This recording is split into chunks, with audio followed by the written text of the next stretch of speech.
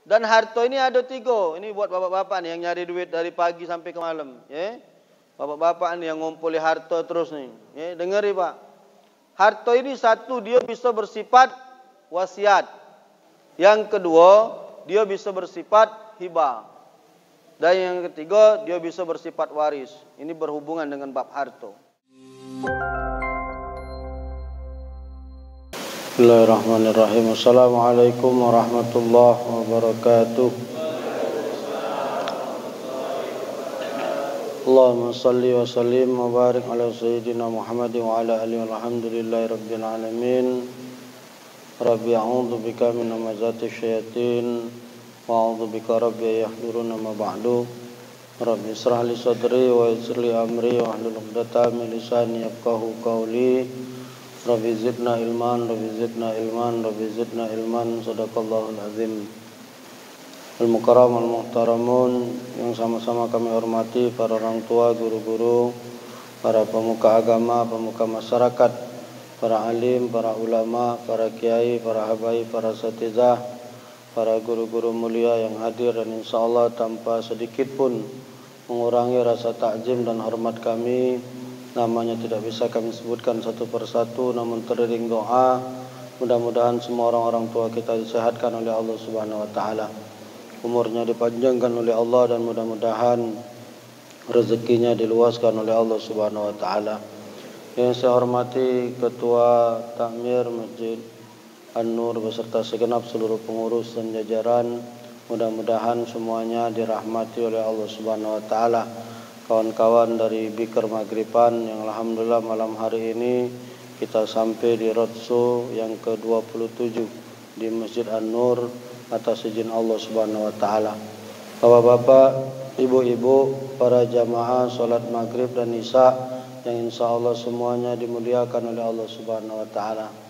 Puji syukur alhamdulillah pada malam hari ini kita masih diberikan nikmat sehat oleh Allah Subhanahu wa taala, nikmat kesempatan masih bisa hadir di majelis ilmu, dan tentunya nikmat keimanan karena kita masih bisa sama-sama duduk mendengarkan tausiah-tausiah dan kajian-kajian. Karena nikmat iman, nikmat sehat dan nikmat kesempatan belum cukup kalau tidak kate nikmat keimanan. Karena banyak orang yang sehat, punya kesempatan tapi tidak galak hadir di majelis ilmu. Ngapa? Karena nikmat imannya lagi dicabut oleh Allah Subhanahu wa taala. Ada juga orang yang nikmat imannya ada, kesempatannya ada, badannya tidak sehat, tidak baca pula sampai ke masjid. Ada yang badannya sehat, imannya kuat, kesempatannya tidak kate, tidak baca juga sampai di masjid. Maka sangat kita pentingkan ketiga nikmat ini, nikmat sehat, nikmat kesempatan, nikmat keimanan, bergabung dia. Jadilah kita hadir di Masjid An-Nur yang luar biasa ini. Yang saya tanya tadi kurang lebih sekitar 2,5 M katanya Pak, pembangunan masjid yang Masya Allah ini. Ya. Saya lagi keliling-keliling sekarang Pak ke masjid-masjid, karena kami bulan ini mulai membangun masjid di pesantren Asmaul Husna di Jalan Sukabakti, ya, di daerah depan Puntikayu. Jadi dapat tanah wakaf 2000 meter kurang lebih. Nah, sekarang akan diawali pembangunan masjidnya terlebih dahulu. Sebelum kemudian kami membangun pesantren. Makanya saya keliling-keliling melihat masjid-masjid yang mana yang bakal diterapkan di pesantren Asmaul Husna. Ini, alhamdulillah masjid ini pun menjadi salah satu inspirasi dengan masjid yang rapi, bersih. Ya. Karena masjid ini kan terkenal jorok, kotor, Pak. Ya. Ini masjid dingin, lemah, adem. Kadang kan tempat lain tu ada juga AC-nya. Cuman tapi tidak dingin. Karena tidak dihidup ke. Cuman ditempel ke baik di dinding itu. Banyak masjid-masjid itu Pak. Aku masuk ke hitung 10 AC-nya. Tapi masih panas. Aku jengok dihidupi dua. Apalah guna nempel ke AC 10 ngidupi dua. Ya, bakal hidup kedua tempel be dua. Ngapa kaget dituntut di akhirat mubazir itu. Ya menempel 10 hidup lah 10 dah, listriknya bayar. Yang penting jemaahnya nyaman. Jadi kalau masjidnya bersih, masjidnya rapi, jemaah pasti rajin datang ke masjid itu. Apalagi kita masjid sediakan imam pula, imam-imam tetap yang memang mereka hafiz Quran, baca ngimam tetapnya setiap malam berurutan sampai hatam 30 juz, mungkin nikmat, Pak. Kenapa di Masjidil Haram itu kita ngerasakan kenikmatan yang luar biasa beribadah? Karena diimami oleh hafiz-hafiz Quran dengan suara yang bagus. Kalau ada orang kampung sinilah, alhamdulillah. Kalau tak katik, cari dari luar. Yang penting bagaimana caranya kita menimbulkan kenyamanan di dalam beribadah. Karena kalau sudah ibadah ini nyaman, maka jamaah akan berduyun-duyun datang untuk melaksanakan sholat berjamaah di masjid. Dan alhamdulillah ini salah satu masjid yang luar biasa, nyaman, bersih, dingin. Tinggal ditambahi kajian-kajian. Dan alhamdulillah hari ini kami mampir di masjid ini. Kami setiap Rabu malam Kamis keliling, Pak. Keliling dari satu masjid ke masjid, dan kami sudah menargetkan seluruh masjid dan musola kalau bisa kami kunjungi. Kemarin sudah dihitung-hitung berapa tahun kemarin selesainya? 40 tahun. Jadi kalau 40 tahun, umur aku panjang sampai 40 tahun, terkunjung kalau masjid dengan musola. Ngapo? Karena di Palembang ini ada 2000. 1000 masjid, ada 1000 musola. Itu yang terdaftar. Belum lagi yang bangun masjid, bangun musola tidak didaftar ke. Ada. Yang terdaftar di Dewan Masjid Indonesia, di pemerintah kota itu ada 1000 masjid kurang lebih dengan 1000 musola. Berarti ada 2000. Kami sebulan 4 kali keliling. Berarti setahun 4 kali 12, 48. Jadi benarlah 40 tahun baru kelar. Aku belum tahu apa kami kelar kelilingnya, apa budak ini kelar mati kalau tak tahu ini. Pokoknya yang penting niat kita bagus, ada keliling setiap Rabu malam Kamis. Dan alhamdulillah malam ini sampai kami di Masjid An-Nur untuk berbagi kajian-kajian umum. Bapak Ibu para jamaah semua, insyaallah dimuliakan oleh Allah. Salam teriring salawat curahkan kepada junjungan kita suri tauladan umat, sosok manusia yang paling agung, kekasihnya Allah Subhanahu wa taala, baginda Rasul sallallahu alaihi wasallam, pada seluruh keluarganya, para sahabat-sahabatnya, dan insyaallah kita semua para pengikutnya hingga akhir zaman. Kita berdoa kepada Allah, mudah-mudahan kelak di yaumul mahsyar kita semua bisa bersama Rasulullah sallallahu alaihi wasallam di surganya Allah Subhanahu wa taala. Qala Rasul sallallahu alaihi wasallam, man ahya sunnati faqad ahabani wa man ahabani kana ma'i fil jannah. Siapa yang menegakkan sunnahku, maka mereka golongan orang-orang yang kucintai. Siapa kucintai, kana ma'i fil jannah, maka mereka, kata Rasul, akan sama aku di surga. Jadi sebenarnya nak masuk surga itu sederhana. Cukup ihya sunnah, cukup menegakkan apa yang dilakukan oleh Rasulullah. Itu baik. Kalau Rasul salatnya jamaah di masjid, kita jamaah di masjid. Kalau Rasul makan tangan kanan, kita makan tangan kanan. Kalau Rasul ahli sedekah, kita jadilah orang yang ahli sedekah. Ya. Jadi apa yang dilakukan Rasul kita gawekan, itu sudah cukup tiket bagi kita untuk masuk ke dalam surganya Allah Subhanahu wa taala. Habib Umar bin Hafiz ketika masa kuliah, beliau pernah minum, Pak, kalau di di Tarim Yaman itu, tempat minum itu dikebet dengan tali. Jadi saking kesusahnya minum, Habib Umar tuh minum duduk dia. Ditanya wong, ya, Bib, ngapa antum minum sampai bersusah payah minum sampai nak duduk nian, padahal tali itu dikebet cangkirnya itu kan. Apa jawab beliau? Aku tak galak gara-gara tali ini, aku ninggal ke sunnah yang diajar ke Rasulullah. Saking hebatnya, Pak. Ya, takut gara-gara cuma seutas tali, sunnah Rasul jadi hilang. Kenapa? Karena Rasul mengajarkan untuk minum secara duduk. La tasrabana ahadukum qa'iman. Janganlah kamu minum dengan berdiri. Minum yang boleh tegak cuma minum banyu jam-jam. Di luar banyu jam-jam minumnya harus duduk. Makanya kalau penceramah galak ceramah di podium misalnya macam ini, jangan injuk banyak minum. Karena kadang dia kelupaan, refleks lagi ceramah, tegak langsung minum karena ada air minum kan. Ya kadang kita ustaz ini tidak sadar ceramah karena haus sambil ngomong sambil minum, padahal kita ustaz ngajarkan makan dan minum dengan duduk. Kita minum sambil berdiri. Nah, kalau duduk macam ini tidak apa-apa, keluar-keluar. Ini kalau ada susu, ada teh, ada apa, keluar-keluar, ada apa. Ya duduk soalnya, Bu. Kalau tegak tidak boleh, ya. Kalau duduk ini boleh, bebas, ya. Keluar-keluar kalau. Iza akala falyakul biyamini, fa iza saraba falyasrab biyamini, fa inna syaitana ya'kulu wa yasrab bisimalihi. Kalau makan pakai tangan kanan. Kalau minum pakai tangan kanan. Karena sesungguhnya setan dan iblis makan dan minum pakai tangan kiri. Jadi kalau kita nak masuk surga, ya melok makan tangan kanan, minum tangan kanan. Jadi sederhana sebenarnya. Tiket ke surga itu sederhana. Hanya sengaja terkadang kita yang tidak mau mengikutinya. Sama seperti ayat yang tadi dibacakan. Nikmat ini sebenarnya luar biasa. Sampai kata Allah, "Fabi ayyi ala'i rabbikuma tukadziban." Kira-kira apalah yang nak kamu dustakan dari nikmat Allah ni? Tak kata.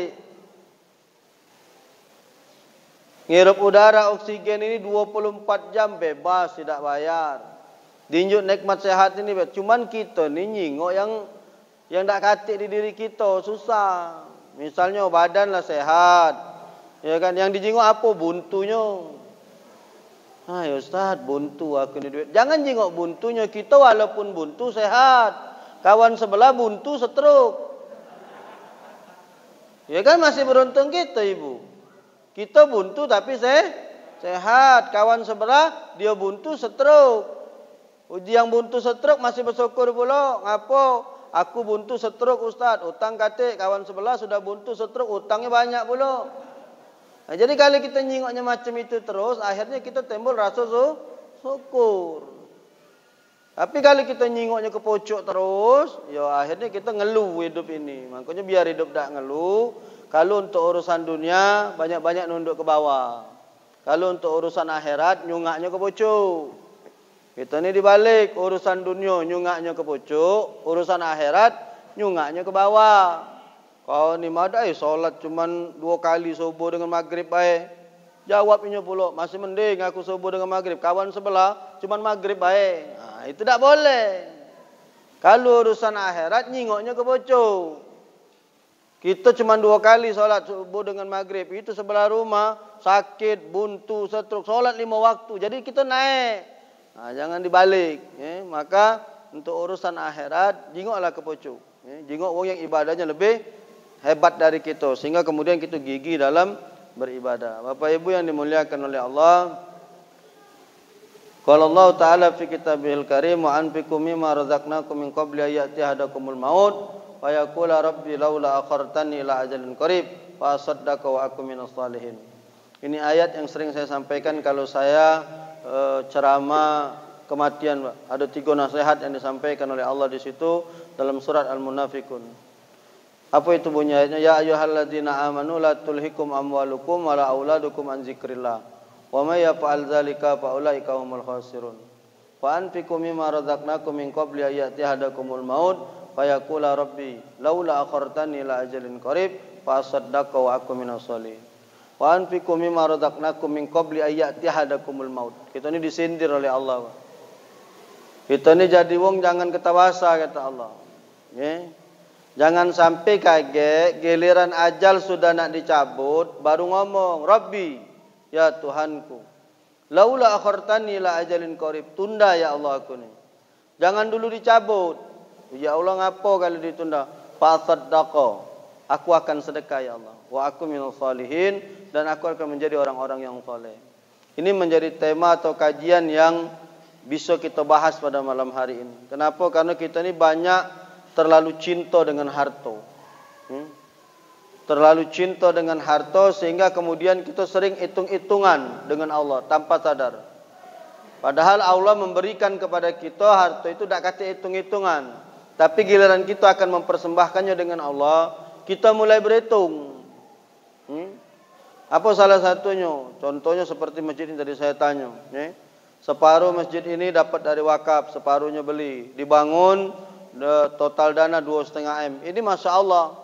Ini menunjukkan bahwa masyarakat sekitar sini termasuk adalah orang-orang yang ahli sodako. Kenapa? Kalau di kampung ini kita basa, tak jadi masjid ini, Pak. Berarti orang-orang di kampung sini menyadari bahwa harta itu bisa jadi fitnah. La tulhikum amwalukum wala auladukum an zikrillah. Jangan sampai harta kamu dan anak-anak kamu menjadikan kamu lalai dalam mengingat Allah.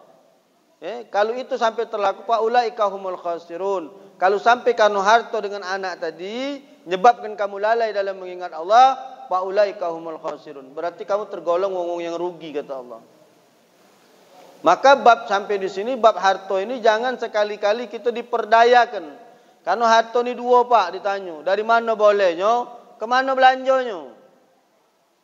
Dan harta ini ada 3. Ini buat bapak-bapak ni yang nyari duit dari pagi sampai ke malam. Ya? Bapak-bapak ni yang ngumpuli harta terus ni. Ya? Dengari pak. Harta ini satu, dia bisa bersifat wasiat. Yang kedua, dia bisa bersifat hibah. Dan yang ketiga, dia bisa bersifat waris. Ini berhubungan dengan bab harta. Apa yang pertama? Bab wasiat. Bapak kan punya kendali pak. Kita nyari duit, ngumpulkan harta. Harta sudah banyak. Itu harta punya siapa? Punya bapak. Haknya punya bapak. Ya? Kalau bini tak begawe, lanang cuman begawe dalam agama, harta punya laki pak. Kenapa dia bilang harta punya laki? Karena bini masuk di dalam hak waris ketika laki meninggal. Ya, kita bahas babnya. Kita bahas bab pertama, ada namanya wasiat. Ya. Apa wasiat ini? Wasiat ini hartanya wong yang hidup diberikan setelah dia meninggal dunia. Contoh, aku berwasiat pak, kalau aku mati kage, maka mobil aku, rumah ini tolong juga dengan si A. Tanda tangan, disaksikan 2 wong saksi di depan notaris. Tapi itu belum ditunjukkan, ditutup. Kalau aku mati kage, ini ditunjukkan ini, ditunjukkan ini. Ada itu pak, namanya wasiat. Tapi satu hal yang harus bapak catat, wasiat di dalam Al-Quran, di dalam agama diajarkan tidak boleh melebihi 1/3 harta punya wong yang meninggal dunia tadi. Contoh, wong meninggal dunia meninggalkan harta 1 M.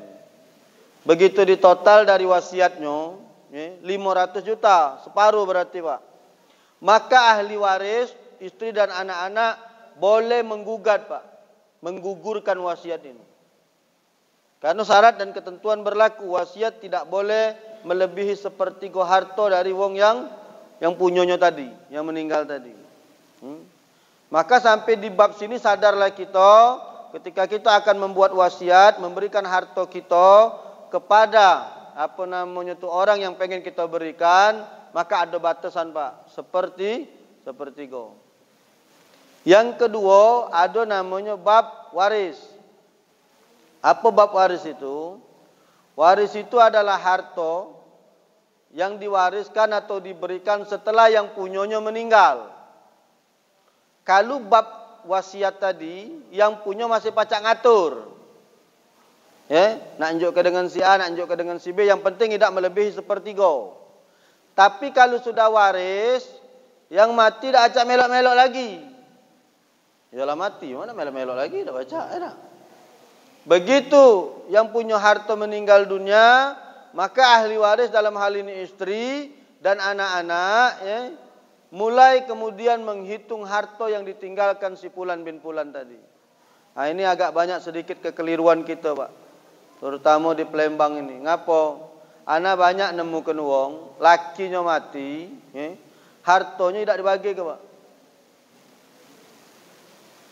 Hartanya tidak dibagi ke ibu. Macam-macam kasus yang ana temukan di lapangan. Satu, harta dikuasai oleh istri atau oleh mak dari anak-anaknya. Ada lagi, saya dapat kasus lagi, harta dikuasai oleh kakaknya yang tua, tidak mau dibagikan kepada adik-adik. Macam-macam hal kemudian ditemukan di lapangan.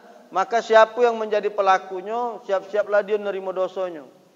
Contoh, ibu tak begawe, punya anak 3, lanang sikok tino 2, ibu sikok, laki ibu meninggal.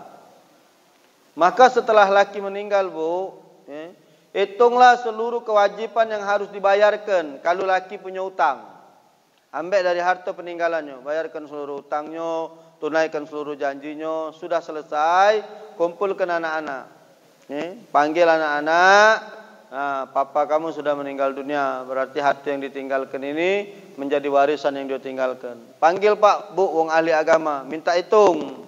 Ibu berapa bagian, 1/6 misalnya. Oh, anak lanangnya sikok berarti asobah, separuh dari 2/2 bagian daripada anak perempuan. Yang laki, yang betina tadi karena 2, ada yang 1/8. Itu ada aturannya di dalam agama. Maka harta yang ditinggalkan oleh yang meninggal ini tadi dibagikan. Kalau dia yang meninggal ini masih punya wong tua yang masih hidup, wong tuanya dapat hak bagian. Jadi ini perhatikan bab ini, Bu. Banyak yang lakinya sudah meninggal dunia, harta tidak ada galak dibagikan oleh apa namanya tu bininya. Atau oleh mak kita lah, bahasa kasarnya macam itu. Ngapa dia berasumsi bahwa harta ini harta laki dia. Harta laki dia karena dia bininya, berarti harta dia. Nah, ini salah, Pak. Keliru ini, Bu. Harta yang ditinggalkan laki kita itu adalah hak bersama dari ahli waris. Siapa ahli waris itu? Ibu termasuk ahli waris. Wong yang mendapatkan waris. Anak-anak termasuk ahli waris. Kalau dia punya wong tua yang meninggal tadi, wong tuanya masih hidup, maka wong tuanya pun mendapat hak ahli waris. Dalam bab waris ini, maka berlakulah seadil-adilnya. Karena kalau tidak kita lakukan dan kita zalim, nanti kita akan nerima dosanya di akhirat, Bu. Na'udzubillah summa na'udzubillah. Kedua, kesian dengan ahli musibah, dengan laki kamu yang meninggal ini tadi. Dia akan kelak mendapatkan siksaan di kubur karena ulah dari orang-orang yang tidak baik. Atau istri dari anak-anaknya yang kemudian tidak bisa mengatur pembagian waris secara baik dan benar. Makanya harta ini kata Allah tadi jangan sampai jadi fitnah buat kita. Inna amwalukum wa auladukumul fitnah. Jangan sampai harta kamu dan anak-anak kamu dia berubah menjadi fitnah buat kamu. Ngapa bisa jadi fitnah itu tadi, Pak? Gara-gara harta banyak wong bebunuhan. Gara-gara harta banyak adik-beradik berebutan. Gara-gara harta banyak dak setegoran. Urus warisan inilah, Pak. Makanya seadil-adil pembagian waris itu melok cara agama. Daftarkan ke pengadilan agama atau panggil ustaz yang ahli waris. Kalau di Palembang ini ada Ustaz Agus Jaya, pimpinan pondok pesantren pena kita, itu ahli bab waris, Pak. Kalau saya tidak ahli, tahu baik cuman. Kalau ahli tak. Kalau orang ahli itu dia bisa ngitung, Pak. Sekian ini berapa 2/3, 1/8, 1/6, asobah, setengah. Ada kalau hitungannya itu, Pak. Ada sabab-sababnya. Kalau nak bab ngitung tak ngerti, panggil bab ahli warisnya. Minta dihitungkan. Laki aku meninggal, ya mungkin habis 40 hari lah, Bu. Jangan pula hari ini laki meninggal, besoklah bagi waris. Ya, 40 hari lah paling tidak minimal. Ya, 40 hari lah tenang-tenang. Panggililah kalau anak-anak. Nah, papa kamu sudah meninggal dunia. Harta yang dia tinggalkan A, B, C, D, E. Mak mano? Rapatkan. Ada di kasus kedua yang anak temukan. Harta dikuasai anak lanang tua.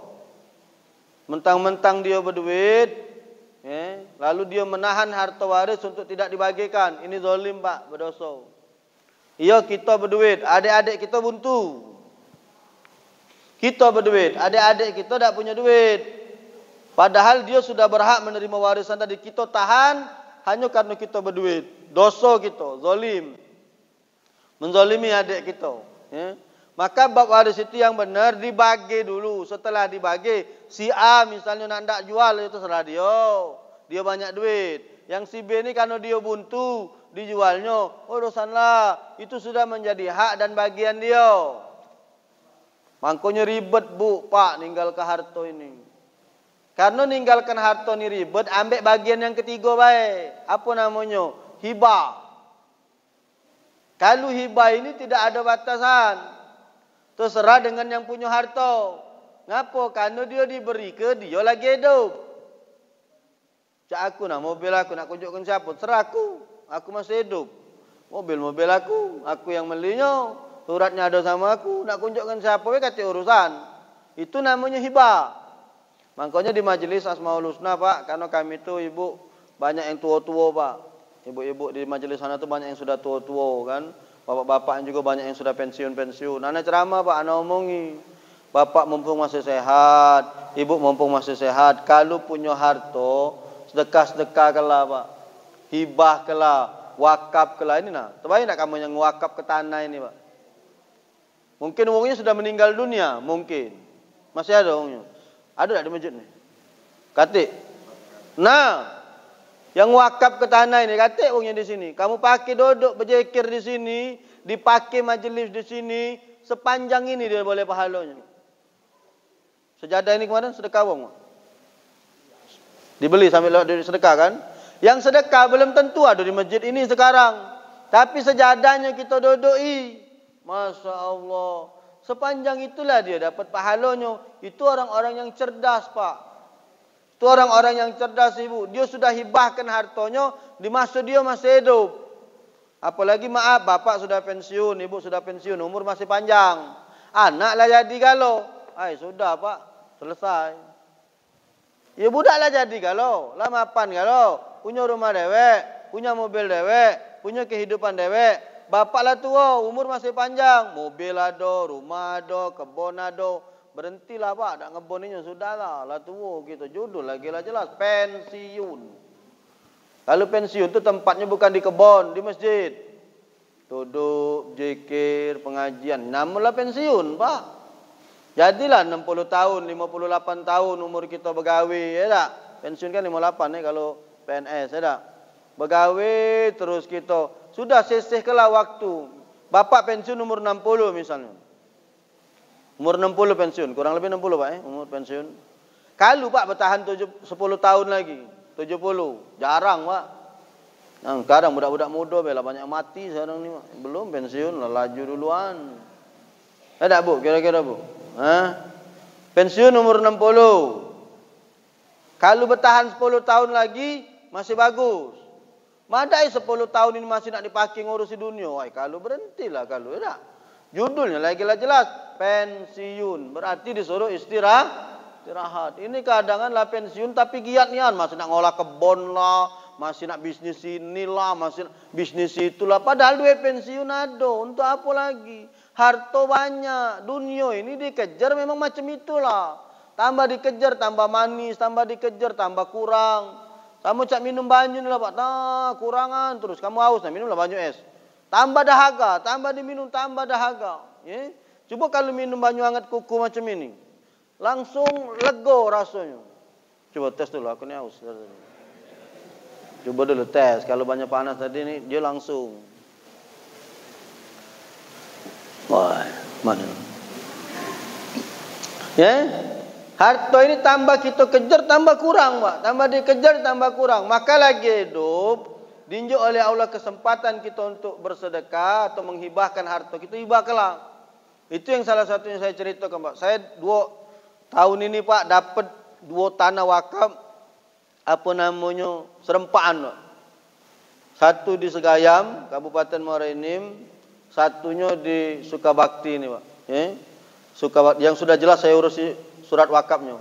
Yang di Segayam sudah keluar sertifikat wakafnya. Yang di Sukabakti sekarang lagi proses di kantor KUA Kecamatan Sukarami. Ada 2 lagi yang nak wakaf ke tanah, tapi baru sebatas lisan, belum mana urus surat menyuratnya. Karena tuan rumah belum memberikan kepada saya. Yang 2 ini sudah. Satu lagi diurus sudah ini. Kenapa? 2 tanah yang saya terima wakafnya ini, Pak, benar-benar tanah emas. Kenapa tanah emas? Satu di pinggir jalan Palembang Prabu Mule, Pak. 15 menit dari tol Indralayo. Kalau keluar tol Indralayo nak berjalan ke Prabu, di pinggir jalan sebelah kiri, Pak, kalau dari Palembang. Pinggir jalan besar ni. Ini jalan, ini tanah itu, Pak. Luasnya 1,4 hektar. 1,4 hektar tanah ini diwakafkan untuk pesantren Asmaul Husna. Masya Allah, Pak. Awalnya, itulah memang kalau niat baik itu Allah lancar ke galuh urusannya. Awalnya anak kan tak tahu, Pak. Diajak ke sana oleh tuan tanah, Ustaz, inilah tanah yang nak kuwakafkan. Wih, mantap nian kataku ni, Pak. Pinggir jalan. Pinggir jalan nian, Pak, tanah itu. Wah, mantap, Pak Haji kataku. Siap, luar biasa ini. Dah. Kemarin kami selesai keluar sertifikat wakaf, pengukuran ulang. Setelah diukur ulang, ternyata bukaan tanah ini 14 meter, 5, Pak. 14 meter, 5, masuk ke dalam 50 meter, baru ke belakangnya 338 meter. Ada 14.000 kan tanah itu, 1,4 hektar. Anak tadi berniat di pinggir jalan ini nak bangun masjid. Niatnya nak bangun masjid tanah ini. 14,5, kalau diambil masjid, habis, Pak. Tak baca jalan masuk ke dalam pesantren ini. Tening anak mikir ke nyemak mana lah, kata anak ini. sebelah kanan ini ternyata sudah punya wong 3 kapling Pak, yang pinggir jalan ini kok 2-3 kapling. Yang kapling keempat ditunjukkan dengan kami pembuka pintu pesantren, ke belakang ini ada 1,4 hektar tanah ini. Subhanallah Pak, dilalahnya. Wong yang punya tanah di sebelah sini nak berjual. Tanah ini tadi 14,5 kali 50 kurang lebih nak dijual Pak. Tanah ini. Berdempetan dengan tanah pesantren yang 14,5 tadi. Kamu anda berpikir ya Allah, manalah caranya ini. Beli itulah tanah ini katanya. Beli bangun masjid ini. Besarlah Pak masjid 15 kali 50 ya dah. Besar masjid ini dah. Dah, anda lagi berpikir Pak, anda punya jamaah, kawan akrab juga lah luar biasa. Ngobrol-ngobrol Ustaz. Manalah dong lo kak jual ke tanah untuk bangun masjid. Apa aja ku? Mak aku galak nak beli tanah. Tapi untuk masjid no aja ku cendonan. Sini kau. Melok aku katanya. Melok aku. Mana Ustaz? Berangkat gitu. Mana? Segayam. Ngapa Ustaz? Adong nak jual tanah aja. Aku nak bangun masjid di pesantren ini. Payo Ustaz, payo. Berangkatlah kami ke Segayam. Diajaklah mak dia. Lah tua bu, wong tua ni umur 70 lah kali. Ngobrol dengan aku. Ibu nak sedekah? Iya Ustaz, untuk apa lagi? Aku ni duit banyak-banyak. Anakku lah jadi galau. Duit ni peninggalan laki aku masih banyak. Jadi aku penting, akulah sudah 2 tahun ini berpikir-pikir nyari manolah, belum bertemu-temu jodohnya. Jadi aku alhamdulillah bu, ini ada jodohnya. Ku ajaklah ke tanah itu Pak. Begitu nyingok sekali beda nyingok. Ya sudah Ustaz. Mana yang punya? Panggillah. Duit transfernya langsung ke rekening majelis, kirim bayar Pak. Subhanallah. Tanah belumlah selesai dibayar urusan bersurat, lah ada yang nak bangun ke masjid pulau. Masya Allah. Nah, aku ni ngajak rombongan ini Pak, 2 ekor tanah ini Pak. Kami pembersihan terus kami. Di Sukabakti ini. Komongi sama mereka-mereka ini, kamu nak wakaf tanah, kasih duit. Mereka nak wakaf tanah apa Pak? Tanah mak lagi tak katin. Ya kan nak wakaf ke tanah bapaknya kan. Maka kita bisa bersedekah kata anak ngomong sama mereka ni. Lewat jalan apa? Kita bantu pembangunannya. Nak bantu pembangunan, kasih duit. Mereka ni nafsu be, ada Pak hidup ni nafsu be, cuman duit kasih kalau ini buntu rombongan ini. Ini biker ini. Pacak untuk ngisi bensin dia dewek melok jalan-jalan be jadilah, ya tak? Tapi mereka ini punya tenaga, pemuda-pemuda ini. Saya ajak mereka nyedekahkan tenaganya, Pak. Kemarin kami membersihkan lahan di Sukabakti. Oh, ya alhamdulillah, Pak. Wong berapa kemarin datang ini? 20-an kali. 30 Wong 30 melok pembersihan. Ya nak nurutkannya sebenarnya tekor ngajak rombongan ini, Pak. Ngapa besarlah konsumsinya? Kalau aku ngupah tukang nebas rumput tu sebenarnya 100.000 lah kelar. Ngajak rombongan habis duit 1 juta Pak. Makan nasi bungkus 30 bungkus lah berapa, ya tak? Belum yang lainnya. Cuman kebersamaan itu aku ngomong sama mereka ni, ngapu? Kamu sudah galak nyedekahkan tenaga. Sudah galak nyedekahkan tenaga. Itu sudah Masya Allah, sudah luar biasa. Maka buat bapak-bapak, ibu-ibu yang masih punya harta, maka sedekahkanlah. Mumpung kita masih hidup. Itu namanya hibah. Mudah-mudahan ketiga ini baik wasiat, baik waris maupun hibah bisa bapak ibu pikirkan apa yang nak kamu laksanakan. Kalau kamu nak ngambil hibah, sedekahkanlah harta lagi hidup sekarang.